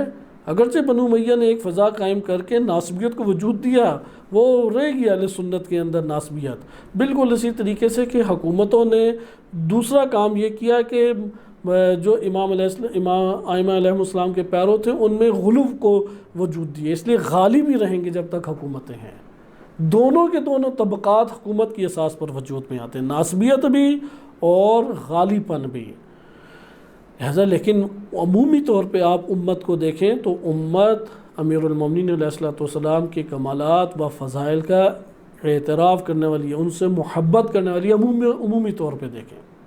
مشکل کہاں پر پیش آئی؟ یہی کہ جب سیاست کی بات آئی، جب اقتدار کی بات آئی، جب اقتدار کے نتیجے میں سر تسلیم خم کرنے کی بات آئی۔ لہذا ان دو جملوں کو ہم یاد رکھ لیں۔ کہ جب اقتدار کی بات آئی اور اس اقتدار کے سامنے سر تسلیم خم کرنے کی بات آئی، یہاں پہ نفوذ بدک گئے، یہاں پہ نفوذ جو ہیں وہ منتشر ہو گئے۔ جیسے بھی آپ پاکستان میں دیکھیں، ایک شیعہ علاقے میں شیعہ علماء کے درمیان دونوں الگ الگ پارٹی سے کھڑے ہوتے ہیں۔ ان سے کہ الگ پارٹی کیوں ہے؟ ایک ہی شیعہ قوم ہے، ایک ہی شیعہ مسلک ہے، ایک ہی شیعہ پلیٹ فارم ہے، لیکن دو الگ الگ جماعتیں اور الگ الگ سیاسی پارٹیوں کی حمایتی۔ ایک مثلاً پی ٹی آئی کی حمایت کر رہی ہے اور ایک ممکن ہے کہ بالفرض پیپلز پارٹی کی حمایت کر رہی ہے۔ کیوں ایسا ہے؟ یہاں پہ آپ حیران ہوں گے، ایک دوسرے کو گالم گلوچ کرنا اور دائرے تشیع کے دائرے اسلام سے خارج کرنا۔ کس مسئلے کے اوپر؟ مثلا ایک حکمران کے اوپر بحث ہو گئی، اور بحث ہو گئی تو خوب مٹی پلیت کریں ایک دوسرے کی، ایک دوسرے کے اوپر کیچڑ اچھالیں۔ نظر آتا ہے آج مسئلہ کہاں پر ہے؟ آپ کہیں گے کیا ان کے اصول دین ایک دوسرے سے مختلف ہیں، فروع دین مختلف ہیں، نمازوں کے طریقے جدا ہو گئے ہیں؟ کہیں گے نہیں، اس میں سے کوئی ایسی بات نہیں ہے۔ پھر اقتدار پہ موقف ایک نہیں ہے، سر تسلیم خم، ایک بات کے اوپر سر تسلیم خم نہیں کرتے، یہاں پہ مشکل پیش آتی ہے۔ لہٰذا اسی نے فتنوں کو جنم دیا۔ عالم اسلام میں فتنوں کا آغاز مسئلہ اقتدار کے اوپر ہوا تھا، چھوٹے چھوٹے مناظرانہ موضوعات کے اوپر نہیں ہوا تھا کہ نبی صلی اللہ علیہ وسلم کی 4 بیٹی ہیں یا 1 بیٹی، ہاتھ کھول کے نماز پڑھیں یا بند کر کے نماز پڑھیں، فلاں کے اوپر تبرہ کریں یا تبرہ نہ کریں، فلاں جو ہے اس نے شادی اس کی ہوئی یا نہیں ہوئی۔ ان موضوعات کے اوپر تو کوئی مکتب نہیں بنے۔ مکتب کی اساس سیاست تھی، مکتب کی اساس اقتدار تھی، مکتب بننے کی اساس سر تسلیم خم کرنا تھا۔ ایک کہتا تھا اس کے سامنے نہیں سر تسلیم خم کرنا کیونکہ اقتدار کا حق نہیں رکھتا، دوسرا گروہ کہتا تھا نہیں اس کے سامنے سر تسلیم خم نہیں کرنا، سب کمالات مانیں گے کیونکہ اقتدار اس کو نہیں ملا۔ لہذا یہاں پہ آپ آئیں اور اب اس خطبے کو آپ مطالعہ کریں، کیونکہ اقتدار کے موقف پہ اختلاف کے نتائج وہ پھر گھمبیر سے گھمبیر ہوتے چلے گئے۔ اس کے چند نکات آپ کی خدمت میں عرض کیے جاتے ہیں۔ یہ خطبے کا میں صرف ترجمہ آپ کے سامنے عرض کر رہا ہوں کہ امام علی علیہ السلام خطبہ نمبر 149 نہج البلاغہ میں فرماتے ہیں کہ میں اللہ کی حمد و ثنا کرتا ہوں اور ان چیزوں کے لیے اس سے مدد مانگتا ہوں کہ جو شیطان کو راندہ یعنی شیطان کو دور کرنے والی اور اس کے پھندوں اور ہتھ کنڈوں سے اپنی پناہ میں رکھنے والی ہیں۔ یعنی میں اللہ سے، امام علی علیہ السلام اللہ سے مدد مانگ رہے ہیں کہ میں شیطان سے بچ جاؤں۔ یہاں پہ یہ شیطان سے ڈرتا ہی نہیں ہے بندہ خدا۔ آج کا دور تو ایسا آ گیا ہے، تمام ہی مسلک والے ہر ایک نے اپنے لیے ایک نہ ایک جملہ، کسی نے یا اللہ مدد، کسی نے یا رسول اللہ مدد، اور پھر یا علی مدد، ہر ایک نے ایک اچھا اور بہترین اور اعلیٰ جملہ اختیار کیا ہوا ہے۔ اس کے بعد اسے کوئی خوف اور ڈر ہی نہیں ہوتا، اور شیطان بھی بڑے آرام سے اس کے اوپر سوار ہو کے اس سے ہر برا کام کرائی جاتا ہے۔ لہذا امام فرماتے ہیں کہ میں اللہ سے مدد مانگتا ہوں کہ شیطان سے دور مجھے اللہ تعالیٰ فرمائے اور اس کے ہتھ کنڈے اور پھندوں سے مجھے بچائے۔ پھر فرماتے ہیں کہ میں گواہی دیتا ہوں کہ محمد صلی اللہ علیہ وسلم اللہ کے عبد اور اس کے رسول اور منتخب و برگزیدہ ہیں، نہ ان کے فضل و کمال کی برابری کوئی کر سکتا ہے نبی صلی اللہ علیہ وسلم کی، اور نہ ان کے اٹھ جانے کی تلافی ہو سکتی ہے، کیونکہ امت سے جب رسول صلی اللہ علیہ وسلم چلے گئے تو اب وہ دور نہیں آ سکتا جو ان کے ہوتے ہوئے تھا، کیونکہ رسول صلی اللہ علیہ وسلم کے دور میں یہ سارے کے سارے فتنے وہ پڑے ہوئے تھے۔ بالکل اسی طریقے سے آپ سمجھیں کہ ایک آپ نے ڈبے میں سارے سانپ بچھو صحیح بند کر کے رکھے ہوئے ہیں، اب کھل گئے سارے کے سارے۔ نبی صلی اللہ علیہ وسلم کی رخصتی یعنی یہ سارے بچھو سانپ اچانک کھل گئے۔ مثلا آپ دیکھیں یہ سارے کے سارے اسباب موجود تھے رسول اللہ کے دور میں، لیکن اہل بیت علیہ السلام کی عزت و توقیر تھی، تعظیم سارے کے سارے کرتے تھے، نبی صلی اللہ علیہ وسلم کی ایک آواز کے اوپر سارے جمع ہو جاتے تھے۔ اتنا تسلط تھا لشکر کے اوپر کہ جب فتح مکہ کی طرف جا رہے تھے تو ہزاروں پر مشتمل پورا کا پورا لشکر تھا، ایک بندے نے بھی کوئی ایک ذرہ جنبش مخالفت میں نہیں دکھائی۔ اتنا نبی صلی اللہ علیہ وسلم کا ہولڈ تھا پورے کے پورے لشکر کے اوپر، اگرچہ یہ مخالفتیں اندر دبی ہوئی ساری موجود تھیں، اور دبے دبے طور پہ اظہار بھی ہوتا تھا، جیسے واقع قرطاس ہے کہ خلیفہ دوم نے واضح طور پہ کہہ دیا نبی صلی اللہ علیہ وسلم کو، نعوذ باللہ یہ ہذیان بول رہے ہیں، یعنی نبوت اور رسالت کی اساس پہ نہیں، یہ ابھی ذہن ان کا بیماری کی وجہ سے اپنا توازن نعوذ باللہ کھو گیا، اس لیے ادھر ادھر کی باتیں کر رہے ہیں۔ اس طرح کی باتیں ہو جاتی تھی، دبی بھی انگاریاں اور چنگاریاں موجود تھیں، لیکن نبی صلی اللہ علیہ وسلم کے دور جیسا دور نہیں تھا کہ وہ جب اس دنیا سے رحلت فرمائی، اب یہ ساری کی ساری دشمنیاں برملا ہو کے میدان میں وارد ہو گئیں۔ پھر فرماتے ہیں تاریک گمراہیوں، بھرپور جہالتوں، سخت اور درست خصلتوں کے بعد شہر کے شہر ان کی وجہ سے روشن و منور ہو گئے۔ یعنی نبی صلی اللہ علیہ وسلم نے دیکھیں قلیل وقت میں کیا کارنامہ انجام دیا کہ وہ شہر در شہر، قبائل در قبائل وہ گمراہیوں کی جہالتوں میں پڑے ہوئے تھے، اور سخت قسم کے درست طبیعت رکھنے والے تھے جنہوں نے کسی کی ماننی نہیں تھی، کہ جیسے قرآن میں آتا ہے کہ پتھر سے پھر پانی نکل کھڑا ہو، ان کے دلوں سے تو ہدایت نہیں قبول ہو سکتی، یعنی ان کے دل اتنے نرم نہیں ہوتے کہ آپ اندر ہدایت ڈال دیں۔ جبکہ لوگ حلال کو حرام اور مرد زیرہ کو دانا کو ذلیل سمجھتے تھے۔ کہتے ہیں رسول اللہ صلی اللہ علیہ وسلم کا دور جو زمانے جاہلیت کیا تھا، جب آغاز کیا تو اس میں کیا تھا، لوگ حرام کو کیا، حلال کو کیا سمجھتے تھے کہ یہ حرام ہے، حلال کو حرام قرار دیا ہوا تھا، اور اگر کوئی زیرک اور دانہ ہوتا تھا اسے ذلیل اور پست سمجھتے تھے، جیسے ہمارے دور میں بھی آج ایسا ہی کچھ زمانہ پایا جاتا ہے۔ نبیوں سے خالی زمانے میں لوگ جیتے تھے اور گمراہیوں کی حالت میں مر جاتے تھے۔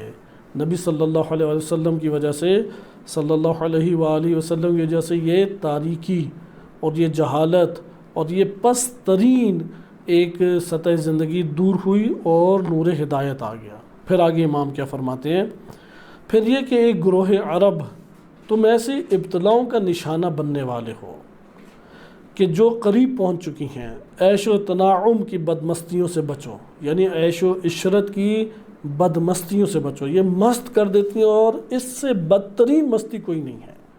یعنی جب ہمارے ہاں حلال بہت زیادہ آ جائے، لیکن وہ حلال جو لذت دے، سکون دے، راحت دے، اس حلال سے بھی ڈرے انسان۔ نہج البلاغہ میں کئی اسلوبوں سے یہ بات بیان ہے کہ جب دنیا کو اپنے قریب دیکھو اور تمہارا دل اس دنیا پر مطمئن ہو تو اتنا ہی اس سے خوف کھانے لگ جاؤ۔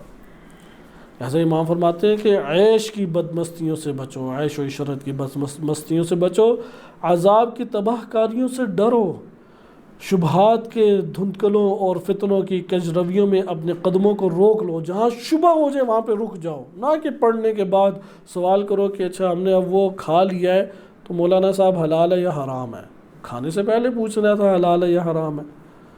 اس کے بعد منگنی کو مثلا نکاح سمجھنا، وہ تو ہم بہت کچھ کرتے رہے، اب کیا کریں، تو پہلے پوچھنا تھا جب منگنی ہوئی تھی کہ منگنی کی کوئی شرعی حیثیت ہے یا نہیں۔ تو اس لیے امام فرماتے ہیں کہ جہاں شبہات ہے وہاں پہ قدم اپنے روک لو۔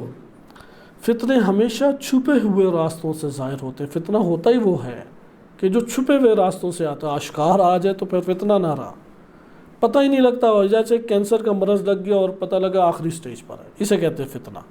کہ اس جوانی کے عالم میں اور آج تک تو مجھے کبھی ایسا احساس ہی نہیں ہوا، نہ کبھی سگریٹ پیا، نہ کبھی آلودہ زندگی بسر کی، نہ کوئی بد پرہیزی کی، پھر کینسر کیسے لگ گیا؟ کہ بس لگ گیا اور وہ بھی آخری سٹیج پر۔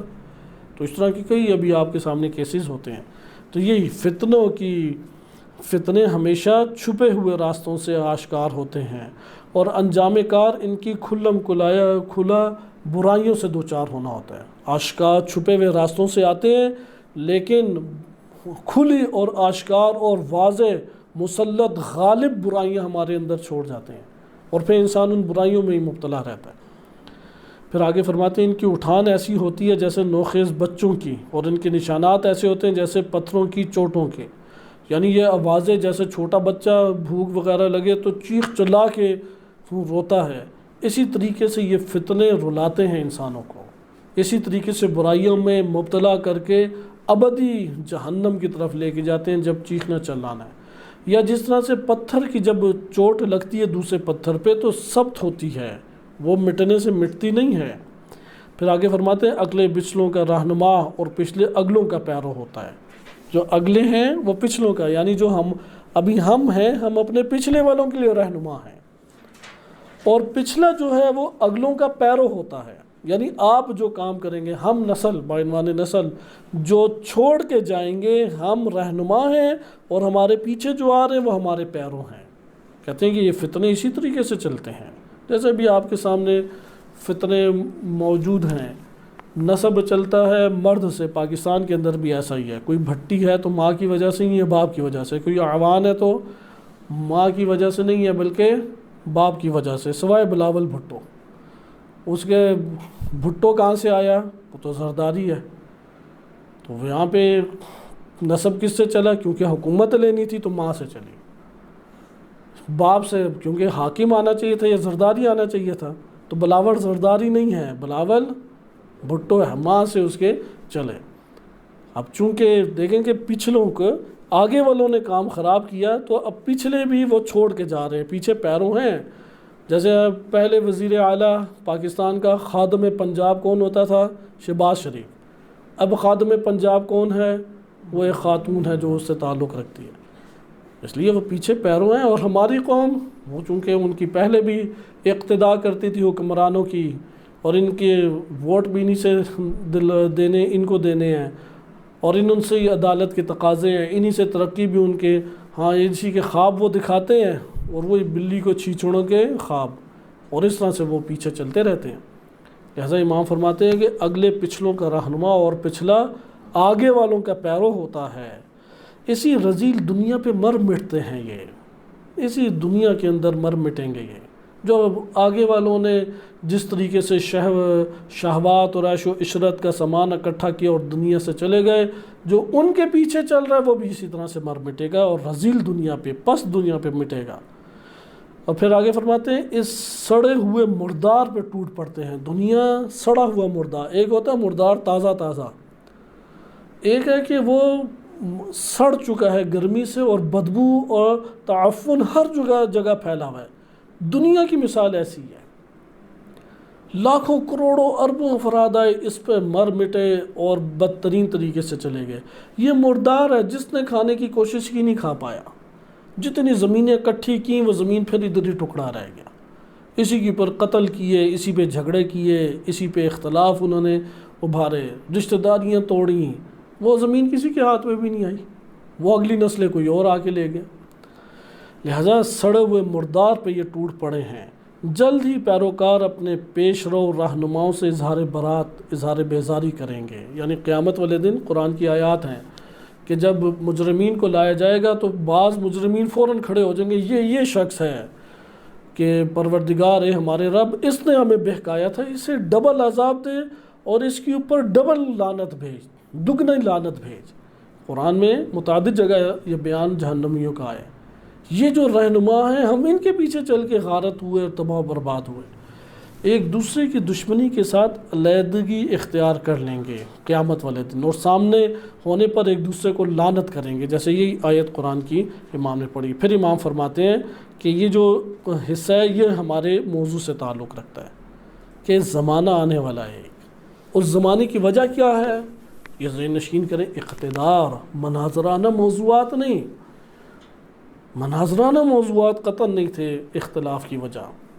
یہ چھوٹے چھوٹے موضوع ایجاد کیے جاتے ہیں تاکہ انتشار پھیلایا جائے، اس کے پیچھے کوئی بہت بڑی حقیقت نہیں ہوتی، وہ یعنی جیسا بھی ہو مسئلہ وہ ہر دو صورتوں میں قابل تحمل ہے۔ مثلا نبی صلی اللہ علیہ وسلم کی 4 بیٹیاں تھیں یا ایک بیٹی، بالفرض 4 بیٹیاں تھیں، تو تب بھی جناب سیدہ سلام اللہ علیہ کی فضیلت کم ہو جاتی ہے۔ یوسف علیہ السلام کے 12 بھائی تھے تو یوسف تو ایک ہی تھے نا، اگر 100 بیٹیاں بھی نبی صلی اللہ علیہ وسلم کی ہوں تب بھی جناب سیدہ سلام اللہ علیہ ایک ہستی ہیں، ان کی برابری کوئی بھی نہیں کر سکتا۔ کسی بیٹی کے لیے رسول صلی اللہ علیہ وسلم اپنی جگہ سے، وہ مقام رسالت، وہ اپنے مقام سے اٹھ کے احترام نہیں کرتے تھے سوائے جناب سیدہ سلام اللہ علیہ کے۔ لہذا پیچھے کوئی بہت بڑا نتیجہ نہیں ہے، ایک نسب کا مسئلہ ہے، نسب ایک تاریخی جو ہے وہ مسئلہ ہے، آج ہمارے ہاں مناظرانہ مسئلہ بنایا ہوا ہے۔ لہذا یہاں پہ ان امور کو دیکھیں کہ جب اقتدار کی بات آئی اور سر تسلیم خم کرنے کی بات آئی اور عدالت معصوم کو قبول کرنے کی بات آئی تو یہاں پہ زمانہ تقسیم ہونے لگ گیا، قرآن کی آیت کا بھی انکار کیا، رسول صلی اللہ علیہ وسلم کے فرمان کا بھی انکار کیا، جو برائی ہو سکتی تھی اس برائی کو انجام دینا قبول کر لیا، لیکن سر تسلیم خم حق کے سامنے کرنا قبول نہیں کیا۔ اس لیے یہ حصہ دیکھیں، امام فرماتے ہیں اس دور کے بعد ایک فتنہ ایسا آئے گا، اس دور کے، میرے اس دور کے بعد ایک فتنہ آئے گا، کیونکہ اب تم نے یہ مسئلہ کھڑا کیا ہے، یعنی مجھ امام علی علیہ السلام کو تم نے حکومت کرنے نہیں دی، اس کا خمیازہ تا قیامت بھگتو گے، یہاں تک کہ امام مہدی علیہ السلام تشریف نہیں آئے۔ اس دور کے بعد ایک فتنہ ایسا آئے گا جو امن و سلامتی کو تہوبالا کرنے والا ہے، امن نہیں ہوگا، کرۂ ارض پر امن نہیں آ سکے گا۔ اس لیے امام حسین علیہ السلام کا سر پہلا سر مبارک تھا کہ جو مختلف شہروں میں حاکموں کے پاس پھرایا گیا، اس کے بعد پہ در پہ سر پھرایا گیا، بنو امیہ کے بھی سر گئے، اس کے بعد دیگر حکام آئے، ان کے بھی سر اسی طرح سے پھیرائے گئے، یہاں تک کہ بنو عباس کا دور آ گیا۔ اس دور میں بھی یہ سیرت رہی، قبروں سے نکال کے انہوں نے بنو امیہ والوں کو فضا میں کھڑا کر دیا، اور جیسی تیسی لاشیں تھیں وہ سورج اور ہوا کے سپرد ہو کے ریز ریز ذرہ ذرہ ہو کے بکھر گئیں۔ بدلا لیا بنو عباس نے آ کے۔ یہ بنو عباس کون تھے؟ بنی ہاشم سے تھے، کوئی باہر کے قبیلے سے تھوڑی تھے۔ بنو امیہ کے تو ظلم و ستم و سفاکیت ہمیں نظر آتی ہے، یہ جو بنی ہاشم میں سے نکلے افراد ایسے ظالم جابر، اس کے اوپر بھی دقت کریں، آپ کے کیسے بنی ہاشم سے نکلا ہے؟ یہ اولاد عبد المطلب تھی، یہ نبی صلی اللہ علیہ وسلم و امیر المومنین علیہ السلام کے سگے کزنز تھے، سگے رشتہ دار تھے، ایک قبیلہ، ایک خاندان، ایک نسل، ایک نسب، لہذا مرکزیت خاندانی اور قبائلی طور پہ ایک تھی، لیکن کیسی سفاکیت نکلی؟ ایک راہ عصمت ہے اور ایک راہ سفاکیت ہے۔ لہذا امام فرماتے ہیں کہ امن و سلامتی تہوبالا ہو کے رہ جائے گی، تباہی مچانے والا اور خلق خطا پر سختی کے ساتھ حملہ آور ہوگا، تو بہت سے دل ٹھہراؤ کے بعد ڈاماڈول ہو جائیں گے، بہت سے لوگ ایمان کی سلامتی کے بعد گمراہ ہو جائیں گے، اس کے بعد حملہ آور ہونے کے وقت خواہشیں بٹ جائیں گی، اور اس کے ابھرنے کے بعد راہیں مشتبہ ہو جائیں گی۔ جو اس فتنے کی طرف جھک کر دیکھے گا وہ فتنہ اسے بھی تباہ کر دے گا، صرف جھک کر دیکھنے کی پر فتنہ دبوچ لے گا، اور جو اس میں سعی اور کوشش کرے گا وہ اسے جڑ بنیاد سے اکھاڑ کے پھینک دے گا۔ فتنہ اس کو کہتے ہیں۔ جیسے بھی یہ جو اختلافات شیعہ سنی ہے، یہ فتنہ ہے امت کے درمیان، اس سے کوئی تشیع زندہ نہیں ہو جاتی، یہ تشیع کا آج کے دور میں دفاع نہیں ہے، یہ تو دشمن یہی چاہتا ہے کہ اندر سے کھوکھلیں اور ان کی مرکزیت ٹوٹے اور آرام سے ہم حملہ کریں ان کے اوپر، اور آپس میں ایک دوسرے کو اس طرح کاٹنے لگیں گے جس طرح وحشی گدھے اپنی بھیڑ میں ایک دوسرے کو دانتوں سے کاٹتے ہیں۔ اسلام کی بٹی ہوئی رسی کے بل کھل جائیں گے، صحیح طریقہ کار چھپ جائے گا، حکمت کا پانی خشک ہو جائے گا، اور ظالموں کی زبان کھل جائے گی۔ وہ فتنے بادیہ نشینوں، یعنی یہ جو گاؤں دیہاتوں میں دور دور رہتے ہیں، ان کو بھی اپنے ہتھوڑوں سے کچل کے رکھ دے گی، اور اپنے سینے سے ریز ریز کر دے گی۔ ان لوگوں کو بھی جو دور دراز علاقوں میں پورے معاشرے سے کٹ کے رہتے ہیں، اور اس کے گرد و غبار میں اکیلے تباہ و برباد کر دیے جائیں گے، اور سوار اس کی راہوں میں ہلاک ہو جائیں گے۔ حکم الہی کی تلخیاں لے کر آئے گا، اور دودھ کی بجائے خالص خون دھوئے گا۔ بعض نے کہا ہے کہ یہ حجاج کے اوپر اترتا ہے، لیکن یہ ہر دور کے اوپر اتر رہا ہے۔ دین کے میناروں کو ڈھا دے گا اور یقین کے اصولوں کو توڑ دے گا۔ عقل مند اس سے بھاگیں گے، اور شرپسند اس کے کرتا دھرتا ہوں گے۔ وہ گرجنے اور چمکنے والا ہوگا اور پورے زوروں کے ساتھ سامنے آئے گا۔ سب رشتے ناطے اس میں توڑ دیے جائیں گے، اور اسلام سے علیحدگی اختیار کر لی جائے گی۔ اس سے الگ تھلگ رہنے والا بھی اس میں مبتلا ہوگا، جو ان فتنوں سے دور رہے گا وہ بھی مبتلا ہو جائے گا، اور اس سے نکل بھاگنے والا بھی اپنے قدم اس سے باہر نہیں نکال سکے گا۔ کچھ تو ان میں سے شہید ہوں گے جن کا بدلہ نہ لیا جا سکے گا، اور کچھ خوفزدہ ہوں گے جو اپنے لیے پناہ ڈھونڈتے پھریں گے۔ انہیں قسموں اور ایمان کی فریبکاریوں سے دھوکہ دیا جائے گا۔ تم فتنوں کی طرف راہ دکھانے والے نشان اور بدعتوں کے سربراہ نہ بنو، یعنی پوری امت کو خطاب ہے کہ بدعتوں کے سربراہ نہ بنو، فتنوں کی راہ دکھانے والوں کو میں سے نہ آؤ۔ تم ایمان والی جماعت کے اصولوں اور ان کی عبادت اور اطاعت کے طور طریقوں پر جمے رہو، اللہ کے پاس مظلوم بن کر جاؤ، ظالم بن کر نہ جاؤ۔ کبھی زندگی میں ہمیں موقع ملے ہم ظالم بھی بن سکتے ہیں، لیکن ظلم نہ کیا تو اس کے ہاتھوں مظلوم ہیں۔ کیا امام علی علیہ السلام کا موقف ہے؟ بدلہ لیں، انتقام لیں، گالم گلوچ کریں، ظالم بن جائیں یا مظلوم بنیں؟ فرماتے ہیں اللہ کے پاس مظلوم بن کر جاؤ، کہو کہ میں نہیں تمہارے ساتھ ظلم نہیں کروں گا کسی بھی صورت میں جتنا تم میرے ساتھ ظلم کر دو۔ ظالم بن کر نہ جاؤ، شیطان کی راہوں اور تمرد و سرکشی کے مقاموں سے بچو، اپنے پیٹ میں حرام لقمے نہ ڈالو، کیونکہ حرام کی تاثیر ہے یہ جو آپ فتنہ فساد دیکھ رہے ہیں۔ اس لیے تم اس کی نظروں کے سامنے ہو جس نے معصیت اور خطا کو تمہارے لیے حرام کیا ہے اور اطاعت کی راہیں آسان کر دی ہیں۔ یہ امام کا خطبہ تھا، اس میں آپ نے ملاحظہ کیا کہ کیا فتنے کھڑے ہوں گے اگر اقتدار امام علی علیہ السلام کا اور عدالت کو قبول نہ کیا۔ یہ امت کے درمیان دروازہ کھل گیا۔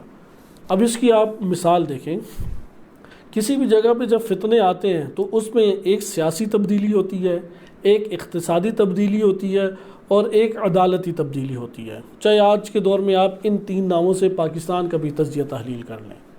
اسے کہتے ہیں تحولات سیاسی، تحولات اقتصادی اور تحولات عدالتی۔ کسی بھی قوم میں ماضی ہو، حال ہو، مستقبل میں آپ نے نشاندہی کرنی ہو، جس ریاست میں یہ تین تبدیلیاں آ رہی ہوں، ان تبدیلیوں کو مد نظر رکھتے ہوئے آپ ایک نو پیشن گوئی کر سکتے ہیں کہ اس قوم کی حالت ایسی ہوگی۔ مثلا اگر سیاست کرنے کا حق جس کو ہے اسے نہ لایا گیا تو سیاست کے میدان میں کثیر پیمانے پہ ظلم و ستم برپا ہو جائے گا، کیونکہ وہ نہیں اسے مینیج کر سکتا۔ جب مینیج نہیں کر سکتا تو اب اقتصادی مسائل بھی کھڑے ہوں گے، عدالتی مسائل بھی کھڑے ہو جائیں گے۔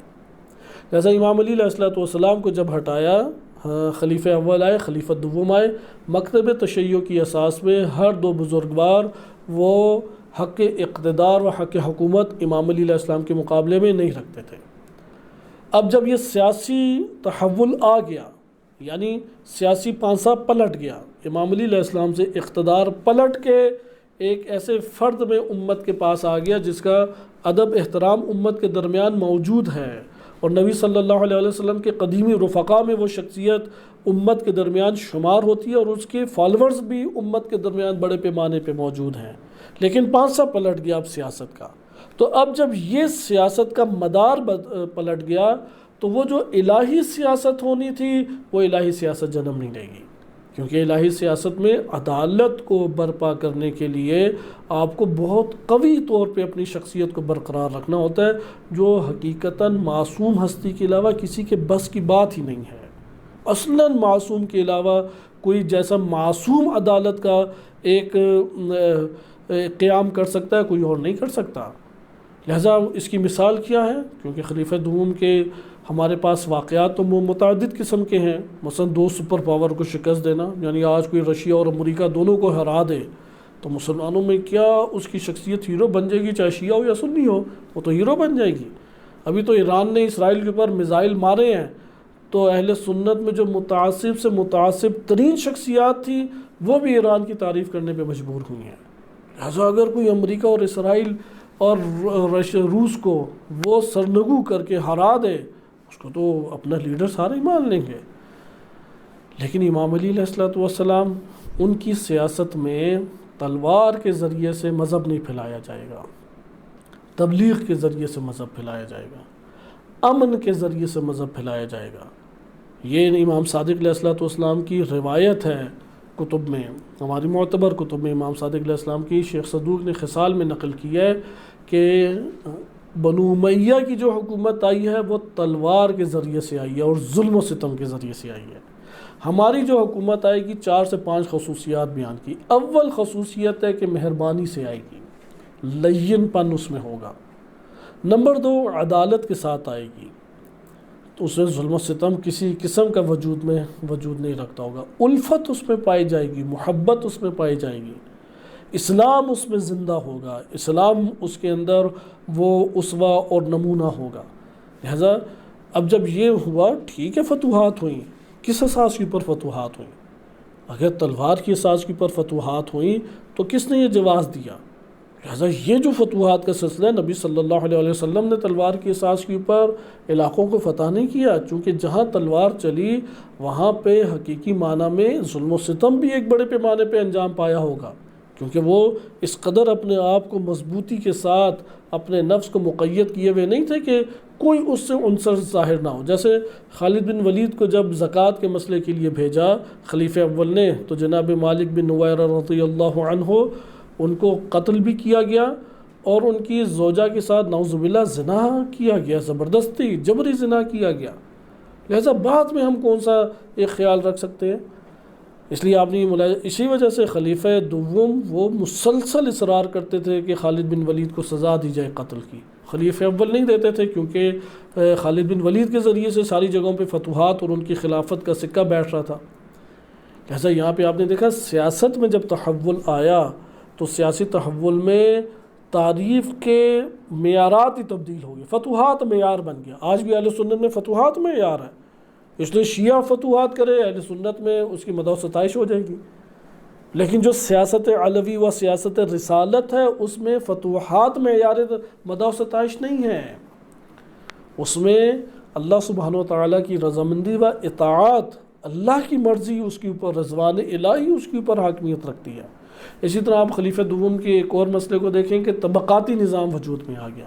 امام علی علیہ السلام طبقاتی نظام کے قائل نہیں تھے۔ نمبر 3، جو خلیفہ دوم کی پارٹی سے افراد تعلق رکھتے تھے ان کو بالخصوص حکومتیں دی گئیں اور پر اثر کیا گیا، اگرچہ دیگر افراد کو بھی دی گئیں جیسے جناب عمار ہیں، جناب سلمان ہیں یا دیگر شخصیات ہیں، لیکن وہ افراد جو مستقبل میں انتہائی خطرناک اور موذی ترین مرض قرار پائے امت اسلامیہ کے لیے، ان سب کو حکومت میں اقتدار اور پر اثر کرنے والی شخصیت وہ خلیفہ دوم کی تھی۔ لہذا یہ سیاسی تحول آئے تو یہ نتیجہ نکلتا ہے کہ عارضی آپ اپنے معیارات کو دیکھتے ہوئے ایک فیصلہ کر رہے ہیں۔ مثلا شام میں معاویہ بن ابی سفیان کو چھیڑنے کی جرت نہیں ہوئی خلیفہ دوم کو، اور امیر المومنین علیہ الصلوۃ والسلام نے یہ جو شام کے باغی اور غنڈے تھے ان کو اپنی بھرپور قوت کے ساتھ ان کی ناک زمین کی پر رگڑی اور ایک لہجے کے لیے انہیں قبول نہیں کیا۔ وہ ساری کی ساری مصلحتوں کے فلسفے امام علی علیہ السلام کو مختلف بڑی بڑی شخصیات کے ذریعے سے بیان کیے گئے، جو خلیفہ دوم کے سامنے بیان کیے گئے تو انہوں نے مان لی اور اسے حکومت دی۔ امام علی علیہ السلام نے قبول نہیں کیا اسے حکومت کو۔ آپ نے دیکھا تحول سیاسی کا نتیجہ کیسے نکلتا ہے، آئین تحول عدالت، تبدیلی عدالت کے معیارات میں۔ اس لیے نبی صلی اللہ علیہ وسلم کے دور کے فوراً بعد ہی عدالتی فیصلوں میں مشکل پیش آ گئی۔ حضرت صلی اللہ علیہ وسلم مسجد میں بیٹھتے تھے، لوگ عام آتے اپنا مسئلہ ڈسکس کرتے، نبی صلی اللہ علیہ وسلم فیصلہ کر دیتے، وہ مان کے چلے جاتے۔ یہ سیرت امام علی علیہ السلام کی تھی۔ جب یہی سنت خلیفہ اول و دوم نے اختیار کرنا چاہی تو بڑے سے بڑے جرائم آشکار طور پہ سامنے آنے لگے۔ مثلا ایک دیوانی مجنون خاتون کو لایا گیا، وہ حاملہ ہو گئی تو اس کے اوپر قتل کی سزا جاری کر دی۔ امام علی علیہ السلام تھے، انہوں نے اس سزا کو رکوایا۔ ایک خاتون تھی، اس کے پیٹ میں کوئی مرض تھا جس کی وجہ سے پھول گیا، تہمت لگا دی کہ نعوذ باللہ زنا کی ہے۔ امام علی علیہ السلام نے اسے بچایا، قتل کا حکم جاری ہو گیا۔ لیکن کتنے ہی فیصلے ایسے ہو چکے تھے، لوگوں کے گھروں میں جھانک کے دیکھنا کہ یہ کیا کر رہے ہیں، جیسے اہل سنت کتب میں ہے، تو دیکھا شراب بنا رہے، اگلے دن حاضر کر لیا۔ تو اس نے بھی پوچھا کہ خلیفہ محترم آپ نے کیسے یہ جانا؟ کہا کہ میں نے اوپر سے چڑھ کے جھانکا تھا۔ تو انہوں نے کہا یہ تو شرعاً جائز نہیں ہے، اس سے تو گواہ نہیں بنتے۔ اب یہاں پہ خاموش۔ لہذا عدالتی فیصلے ان کے بس سے باہر تھی۔ یہ امام علی علیہ السلام کی ہستی تھی جو فیصلے کر سکتی تھی۔ یا امام علی علیہ السلام کسی کو مقرر کریں تو وہ فیصلے کر سکتی ہے، کیونکہ امام اسے جانتے ہیں یا اس کے سر کے اوپر نگرانی کر رہے ہیں اور اس کی رہنمائی فرما رہے ہیں۔ اس لیے آپ نے دیکھا معاشرے کے اندر عدالتی بے انصافیاں وسیع پیمانے پہ ہونے لگی، اور جب حضرت عثمان کا دور آیا تو یہ ناانصافیاں اتنی بڑھ گئیں کہ پورے ملک سے بلوائیوں نے اور احتجاج کرنے والوں نے دارالخلافہ کیپٹل کے اوپر دھاوا بول دیا، اور پھر پارلیمنٹ اور دارالامارہ کو اپنے اختیار میں لے کے خلیفہ وقت کو قتل کر دیا۔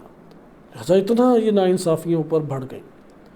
اقتصادی مسائل وہ تو ایک وسیع پیمانے پہ طبقاتی نظام سامنے آ گئے، اور بڑھتے بڑھتے جب خلیفہ سوم کا دور آیا تو وہ ایک وسیع پیمانے پہ اقتصادی خلا جنم لے چکا تھا۔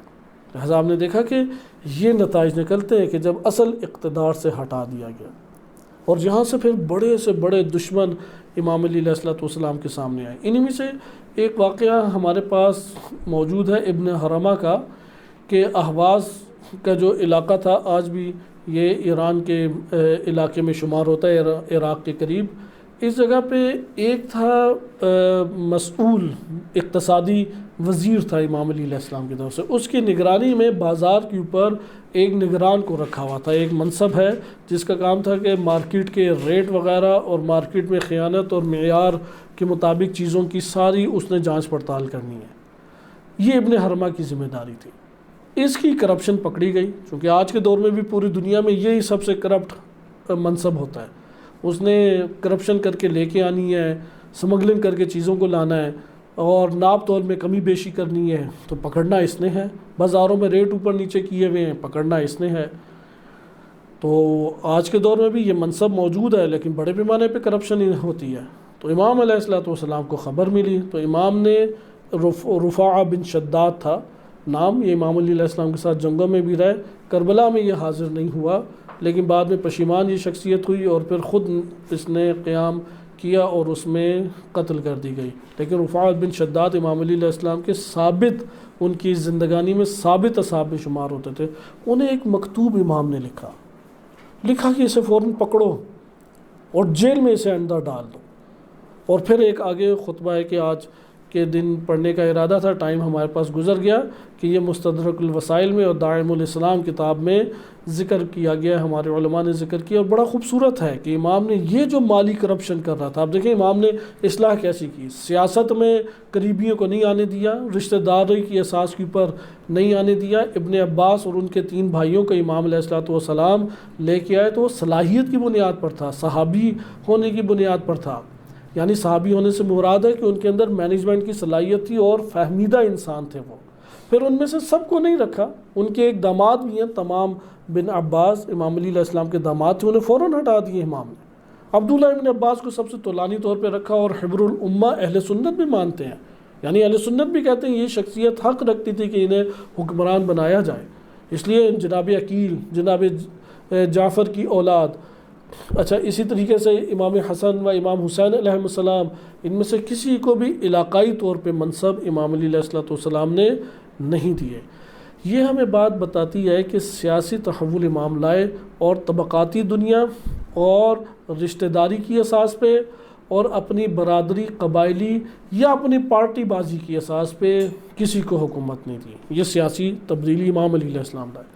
عدالوں میں تبدیلی کیسے لائے؟ قاضی شرح کو امام نے مکتوب لکھا، نہج بلاغہ میں موجود ہے، اس کی جتنی مالیت تھی اس کے اوپر محاسبہ کیا امام نے، اور کہا کہ کہاں سے یہ تم لائے؟ اس نے قانونی ساری دستاویز دے دی۔ امام نے دیکھا تو وہ بڑا ہوشیار بندہ تھا شرح، اس نے قاضی ساری قانونی کارروائی کی ہوئی تھی کیونکہ عدالتوں کا بندہ ہے۔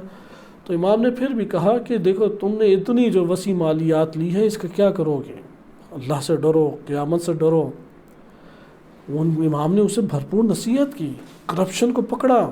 اقتصادی مسائل میں امام کا موقف یہ تھا کہ اگر بیت المال سے کسی کنیز کو اسی طریقے سے کرپٹ طریقے سے کسی کے حوالے کیا گیا اور اس سے شادیاں کر دیں اور اسے بچے بھی ہو گئے، تب بھی میں اس کنیز کو واپس بیت المال میں پلٹاؤں گا، اور امام نے پلٹایا اسے۔ جیسے ابن حرمہ کو دیکھیں، مسقلہ بن حبیرہ کی مثال آپ دیکھیں، منذر بن جارود کی مثال آپ دیکھیں کہ یہ بڑے اشرف گھرانے سے منذر بن جارود تھے، امام نے اس کرپشن کے اوپر کوئی رعایت ان سے نہیں کی۔ اسی طریقے سے دیگر واقعات ہیں کہ بعض افراد حکومت نہ ملنے کی وجہ سے صلاحیت اپنے اندر رکھتے تھے، یعنی فوجی جرنیلوں میں بھی بڑے تجربہ کار اور بڑے ذہین فتین جرنیل تھے، اور سیاست کی دنیا میں بھی خوب ان کا ذہن چلتا تھا، جیسے عمر بن عاص۔ امیر المومنین علیہ السلام نے عمر بن عاص جیسی شخصیت کو حکومت دینے سے واضح انکار کر دیا، اور حکومت کے پاس بھی نہیں پھٹکنے دیا، لیکن معاویہ نے بڑی پیشکش کی کہ پورا مصر تمہارا، مصر کی مثال اس دور میں آج کے کراچی کی سی ہے، جو پاکستان میں کراچی کی اقتصادی اعتبار سے حیثیت ہے، اس دور میں مصر کی حیثیت یہی تھی۔ معاویہ بن ابی سفیان نے کہا کہ تم مصر فتح کرو تمہارا، اور دے دیا معاویہ بن ابی سفیان نے، اب اموال خوب اس کے ہاتھ میں۔ لہٰذا ہم نے یہ ملاحظہ کیا کہ عدالت کے حوالے سے یہ واقعات ہیں، جیسے اہواز کے بازار کے نگران اور مسئول کا محاسبہ، مسقلہ بن حبیرہ کہ امام کی طرف سے بیت المال کے اوپر حاکم تھا، اس کا محاسبہ، یا اسی طریقے سے منذر بن جارود کا محاسبہ، اشعث بن قیس کا محاسبہ، یا اس طرح سے دیگر افراد ہیں۔ تو یہ عدالت اجتماعی کو ہمارے سامنے بیان کرتے ہیں کہ امام علیہ السلام نے سیاست کی دنیا میں بھی عدالت اجتماعی کو جنم دیا، اقتصاد کی دنیا میں بھی عدالت اجتماعی کو جنم دیا، اور کئی واقعات آپ سابقہ دروس میں سن چکے ہیں، اور عدالتی امور میں بھی امیر المومنین علیہ السلام نے عدالت کو جنم دیا۔ عدالت کو محور بنا کے معاشرے کی اصلاح کرنا، یہ سیاست امیر المومنین علیہ السلام ہے۔ وصلی اللہ علی سیدنا محمد وآلہ الطاہرین۔